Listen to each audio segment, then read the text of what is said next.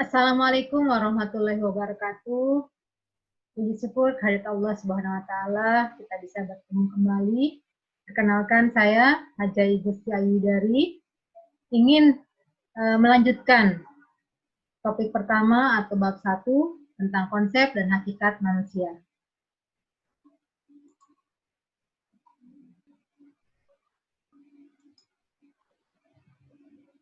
Beberapa waktu yang lalu Ibu sudah menjelaskan tentang hubungan antara manusia dengan pendidikan, kemudian ciri-ciri makhluk hidup, dan lain sebagainya.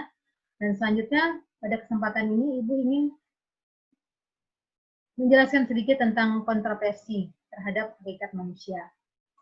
Yang dikemukakan oleh filosof Socrates menamakan manusia itu hewan yang bermasyarakat. Kemudian filosof Secular menggambarkan manusia sebagai hewan yang sakit atau yang selalu gelisah dan bermasalah. Kemudian filosof Charles Darwin mengatakan bahwa teori evolusi menemukan bahwa manusia itu berasal dari primat atau kera yang berevolusi. Jadi ini kontroversi tentang hakikat manusia. Ya. Jadi kita bicara tentang analisa filosofinya dari beberapa ahli sebagai perbandingan antara hakikat manusia yang pernah kita pelajari sebelumnya.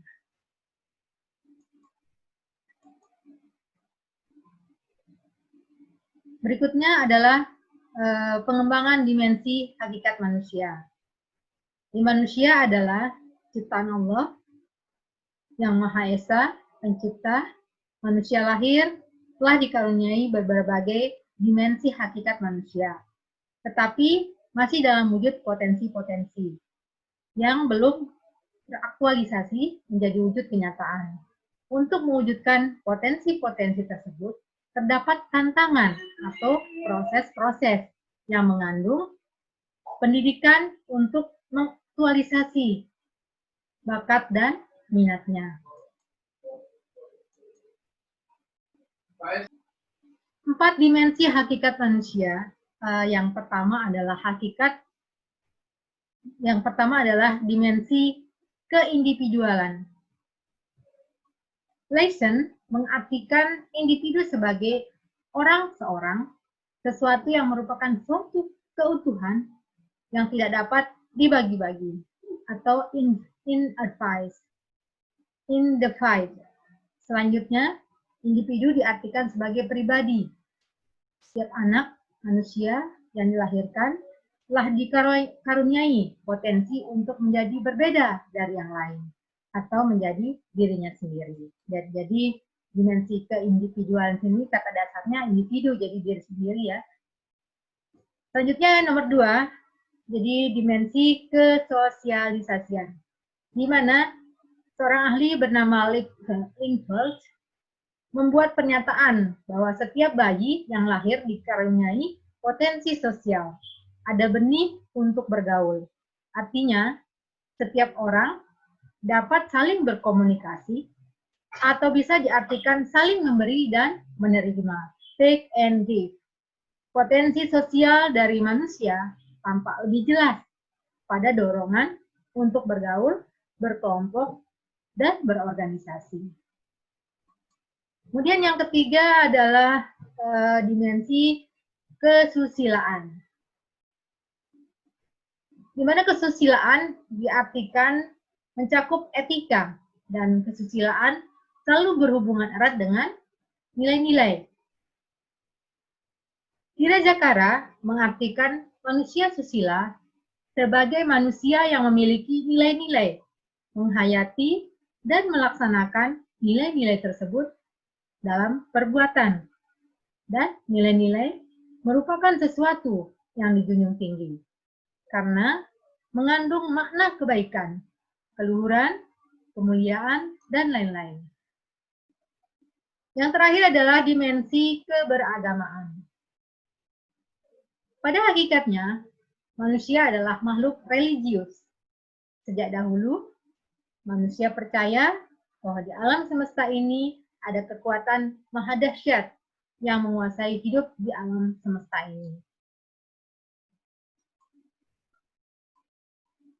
Jadi dimensi keagamaan itu agama ya, ada nilai religiusnya, ada nilai religinya, ada nilai agamanya.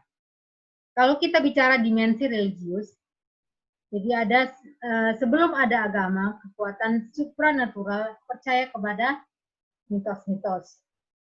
Jadi seperti pernah kita pelajari ya saat kita mungkin waktu di bangku menengah atas itu, jadi ada kita mempelajari sejarah ya. Jadi sejarahnya itu kalau yang jurusan IPS seperti manusia purba yang hidup di pohon-pohon. Jadi dimensi religius ini sendiri, ada agama, maka manusia mulai menganut agama sesuai dengan keyakinannya. Jadi manusia memerlukan agama demi keselamatan hidupnya. Jadi dia yakin ya. Jadi ada keyakinan bahwa agama adalah sesuatu yang maha dahsyat kayak akan sampaikan di depan. Bahwa dengan kita beragama, kita punya keyakinan, kita punya suatu perisai yang membentengi kita, ada rasa aman karena kita menganut, kita percaya Allah itu ataupun agama lain mungkin mempercayai juga bahwa apapun yang diyakini, bahwa apapun yang dianutnya itu memiliki kekuatan dalam dirinya dan melindungi dirinya. Agama menjadi sandaran vertikal. Manusia dapat menghayati agama melalui proses pendidikan agama. Kemudian pendidikan agama di dalam rumah tangga, di sekolah maupun di tengah-tengah masyarakat, terutama di keluarga ya. Jadi yang paling mendasar adalah atau paling prinsip adalah mengenalkan agama di lingkungan keluarga sendiri. Pengembangan dimensi manusia secara utuh. Jadi keutuhan pengembangan manusia dilihat dari aspek jasmani dan rohani. Antara aspek individu, sosial, susila, dan agama, antara aspek kognitif, afektif, maupun motorik. Pengembangan aspek jasmani dan rohani dikatakan utuh jika keduanya mendapat pelayanan yang seimbang. Pengembangan aspek jasmani dan rohani dikatakan tidak utuh jika keduanya tidak mendapat pelayanan yang seimbang. Misalnya, salah satu dimensi saja yang mendominasi, sedangkan dimensi lainnya terabaikan. Jadi tidak ada keseimbangan. Jadi baiknya antara jasmani maupun rohani memiliki keseimbangan yang sama. Berikutnya, Ibu ingin menjelaskan tentang manusia memiliki intelijensi quotient. Jadi selain manusia memiliki intelijensi quotient, ada emotional quotient dan spiritual quotient. Yang pertama yang ini Ibu jelaskan adalah IQ atau yang disebut dengan intellectual quotient atau kecerdasan intelektual. Di mana IQ ini sendiri terkait dengan pemahaman terhadap masalah. Jadi memahami suatu masalah, pemahaman terlebih dahulu, kemudian ruang lingkup pengetahuan itu sendiri, kemudian kekayaan bahasa, kemudian kemampuan bekerja dengan angka, kemudian daya analisis dan sintesis, jadi menganalisa kemudian mensintesa informasi-informasi atau pengetahuan-pengetahuan, kemudian memiliki kemampuan mengingat. Jadi itu termasuk komponen-komponen dalam kemampuan atau kecerdasan intelektual. Kemampuan berbahasa, kemudian kemampuan mengingat ya. Jadi itu komponen-komponen dalam kecerdasan intelektual. Kemudian yang kedua adalah kita bicara tentang social quotient dan emotional quotient. Di mana social quotient meliputi komponen-komponen yang pertama adalah penyesuaian sosial, kemudian kreativitas, inisiatif, pengendalian diri, dorongan hati, ketekunan, motivasi berprestasi. Jadi ada dorongan internal di dalam dirinya untuk melakukan hal-hal yang terbaik, hal-hal yang membuat dia lebih maju dari sebelumnya. Jadi motivasi berprestasi, motivasi intrinsik ya. Motivasi itu juga berasal dari luar, dari keluarga, dari guru, dari teman, dan dari masyarakat sekitar dan sebagainya. Jadi motivasi berprestasi. Kemudian empati ya. Selanjutnya adalah bagaimana manusia menurut kawasan pendidikan menurut Bloom. Yang pertama yang termasuk dalam kawasan pendidikan menurut Bloom yaitu ada kawasan kognitif. Dalam kawasan kognitif ini yaitu berorientasi pada kemampuan berpikir, yaitu mulai dari mengingat sampai dengan kemampuan memecahkan masalah atau problem solving. Ada 6 tingkatan dalam problem solving, yaitu yang pertama adalah pengetahuan, pemahaman, penerapan, analisis, sintesis, dan yang terakhir adalah tahapan evaluasi. Kemudian kawasan Bloom yang kedua adalah kawasan afektif. Berhubungan dengan perasaan, emosi, nilai-nilai norma, sikap dan perilaku, yaitu mulai dari pengenalan sampai kepada pengamalan. Ada 6 tingkatan juga di dalam kawasan afektif ini, yaitu pemberian respon, kemudian ada 6 tingkatan berturut-turut dari rendah ya, dari yang rendah, yaitu yang pertama adalah pengenalan, pemberian respon, penghargaan terhadap nilai norma, pengorganisasian, dan yang tertinggi adalah pengamalan. Jadi ada tingkatannya dari yang rendah ya, baru ke naik. Jadi dia seperti piramid yang mengerucut ke atas. Jadi dari rendah dulu baru ke atas. Seperti yang Ibu sebutkan tadi, ada 6 tingkatan, jadi dia bertutup dari rendah ke atas.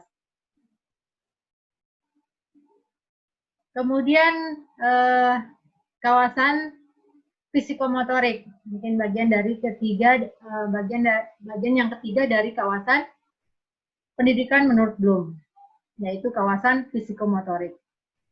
Yakni berorientasi kepada keterampilan yang berhubungan dengan anggota tubuh atau tindakan syarat dan otot, biasanya dilihat dari keterampilan menulis, berbicara, olahraga, dan keterampilan teknis. Ada 6 tingkatan juga di sini, dari yang rendah, seperti halnya dengan kawasan afektif tadi. Jadi ada 6 tingkatan, yaitu limitation, kemudian manipulation, precision, articulation, dan yang tertinggi adalah naturalization.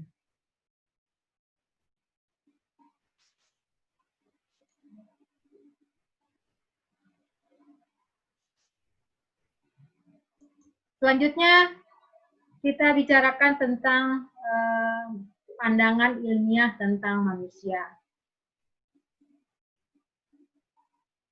Tentang antropologi, biologi, atau fisik.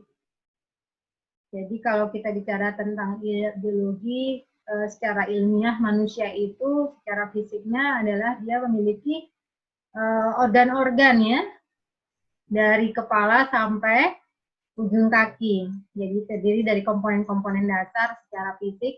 Ada kepala, kemudian ada tangan, ada badan, kemudian ada kaki, kemudian jari-jari, dan lain sebagainya.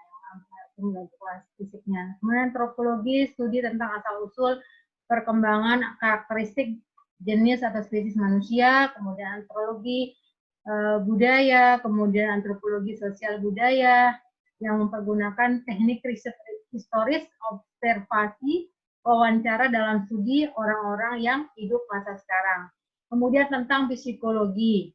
Jadi ada antropologi biologi, antropologi budaya, kemudian tentang psikologi yang membahas tentang kegiatan-kegiatan atau tingkah laku individu dalam keseluruhan ruang lingkup kehidupan dari dalam kandungan sampai balita, kemudian anak-anak sampai dewasa, kemudian fase tua. Jadi ada tahap-tahapan dari segi psikologinya. Jadi diatur dari dia lahir, dari dalam kandungan, kemudian lahir, balita, anak-anak, kemudian sampai dewasa, akhirnya sampai tua. Kemudian tentang sosiologinya, sosiologi ini membahas bagaimana studi tentang struktur sosial.